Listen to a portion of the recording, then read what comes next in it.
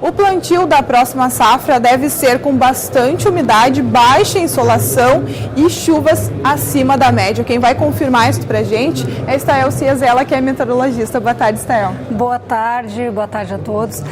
Realmente nós temos um cenário aí se desenhando para os próximos meses de uma condição climática um pouco diferente. Primeiro, a gente tem que olhar para os oceanos e, analisando o Oceano Pacífico Central, se projeta um aquecimento do Oceano Pacífico que já começou a ocorrer. Nesse momento, nós estamos com neutralidade climática, sem influência de fenômenos atmosféricos, mas nos próximos meses o cenário deve mudar e com a instalação do fenômeno climático El Niño, que é o aquecimento justamente do Oceano Pacífico Central, que traz impacto nas condições do Rio Grande do Sul, devemos ter o aumento da chuva, o aumento da umidade, e o aumento significa que períodos de excesso, de muita chuva, com transtornos, até com alagamentos, com situações de cheia, possam vir a ocorrer. E a umidade que todo mundo tem reclamado, né, a umidade que tem sido muito presente nessas últimas semanas, deve ser uma das características não só do inverno, ainda que está para terminar, tem muito inverno pela frente ainda, mas também nos meses de primavera e verão. Então vamos ter que aprender a conviver com a umidade, que nosso dia a dia traz aí alguns transtornos, e mais focado no setor agrícola, o desafio realmente da fase de plantio, que pode ter períodos aí longos de chuva, em que a decisão do plantio, que vai depender de uma janela de tempo seco, vai ter que ser determinada talvez no curto e no médio prazo, dependendo das previsões mais atualizadas nesse momento de plantio. O que se desenha hoje é um cenário de chuva acima da média nos próximos meses, não só nos meses de inverno, mas principalmente nos meses de primavera, até com risco maior de volumes altos. E em termos de inverno, o que se pode esperar ainda pela frente é um mês de agosto, que a gente destacou bastante também na apresentação, né? Um mês de agosto mais úmido, mais chuvoso do que o normal, completamente diferente do que vinha sendo os meses de agosto nos últimos anos, mas além disso, frio também. Então nós tínhamos um cenário de os meses de agosto estavam sendo secos e com temperatura acima da média. Provavelmente em 2018 não será este o cenário. Chuva acima da média e frio também ainda acontecendo no mês de agosto. Então já tivemos frio em junho, em julho, e agosto ainda tem promessa de frio. Chuva acima da média, algo aí em torno de 200, 300 milímetros, que isso alerta para enchentes.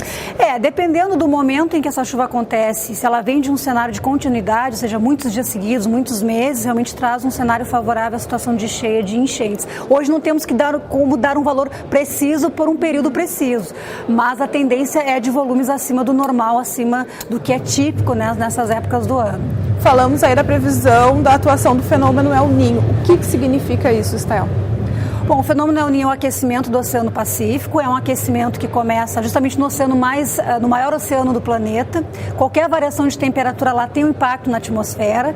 Depois de 2 meses com temperatura acima da média, que pode ser de apenas 1 grau, porque vocês têm que imaginar toda aquela quantidade de água esquentando, tem que ser um mecanismo de uma energia muito forte. O aquecimento começa no Pacífico, no oceano, e depois começa a ter uma resposta da atmosfera. E esse processo leva em torno de 2 a 3 meses, modificando a circulação dos ventos na atmosfera, modificando as áreas de mais e menos chuva. No Rio Grande do Sul, o que geralmente acontece é uma espécie de bloqueio que faz com que as frentes frias, os ciclones, que são fenômenos que trazem chuva para o estado, fiquem parados por vários dias no Rio Grande do Sul. Então, imaginem 5, 7 dias com uma frente fria despejando água aqui no estado. Isso acaba gerando esses excessos, esses volumes acima da média. E isso tudo está previsto para acontecer a partir da primavera? Isso. A tendência é de que o El Niño comece realmente a sua atuação entre a primavera e os meses de verão. Então, a atmosfera antes já começa a ter uma resposta mais fraca a isso. É um processo que vai aumentando. Mas o ápice dessa influência deve se dar entre a primavera e os meses de verão. Ou seja, para aqueles produtores rurais que nos assistem, é planejar e antecipar o máximo possível o manejo nas lavouras.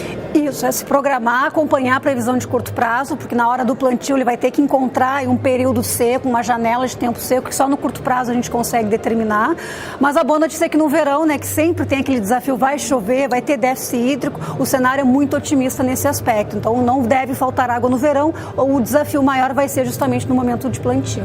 E sobre o aquecimento, porque a gente tem aí verões muito quentes, abafados, que assustam a população. Qual é a previsão? Ainda é muito cedo para a gente falar disso. É um pouco cedo, mas geralmente anos de El Niño são mais favoráveis a períodos quentes e abafados. Por exemplo, ano passado, o último verão, o calor demorou a chegar, né? As pessoas estavam reclamando que estava fresquinho, as noites estavam até um pouco frias, né? Era ainda uma atuação do Laninha, que tem esse efeito mesmo, mas esse verão tem promessa de calor, sim, de temperatura alta, talvez até acima da média. Então, para o turista, para quem quer curtir férias, tem essa boa notícia também, mas muitos dias com nebulosidade, com possibilidade de chuva. E o inverno, agora, vamos falar do agora, né? Tá, Nuz, esse friozinho hoje até não tá mais ameno, assim, mas as geadas vão intensificar até o fim do inverno? Até o fim do inverno, a gente vê, assim, o que chama atenção é o mês de agosto, que começa com bastante chuva e provavelmente a segunda semana de agosto nós teremos uma massa de ar polar bem intensa chegando por aqui. Então, um sinal de mais de possível geada e mais generalizada na segunda semana de agosto. Até o final do mês, ou pelo menos 2 massas de ar polar intensas, com frio intenso em agosto nós devemos ter.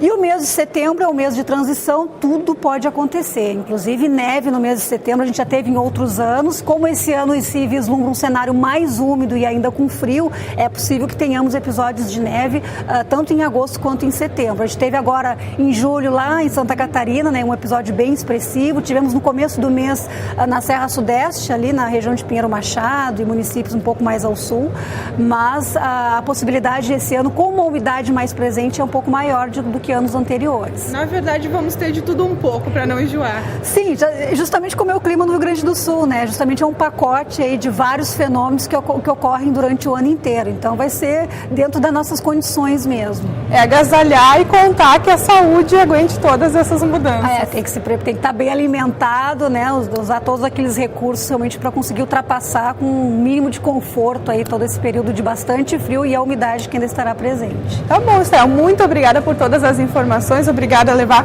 para todos em casa, né, esse alerta e deixar todo mundo prevenido já e antecipar o máximo possível. Eu que agradeço a oportunidade, até uma próxima.